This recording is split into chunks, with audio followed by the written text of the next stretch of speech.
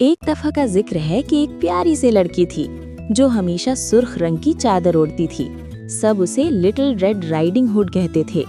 एक सुबह उसकी माँ ने खाने की टोकरी भरी और कहा, इसे दादी के पास ले जाओ प्यारी, लेकिन याद रखना रास्ते पर रहना और अजनबियों से बात मत करना। रेड राइडिंग हुड खुशी खुशी जंगल से गुजरी। अचानक एक बड़ा भूरे रंग का भेड़िया नमूदार हुआ। कहाँ जा रही हो छोटी लड़की? उसने चालाकी से पूछा। रेड को अपनी माँ की नसीहत याद आई, लेकिन उसने नरमी से जवाब दिया, मैं अपनी दादी के घर जा रही हूँ। भेड़िए की आंखें एक मंसूबे से चमक उठी। वो आगे भागा, पहले दादी के कॉटेज पर पहुंचा और दादी होने का बहाना करते हुए अंदर छुप गया।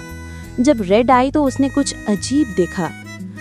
दादी, आपकी आंखें कितनी बड़ी हैं?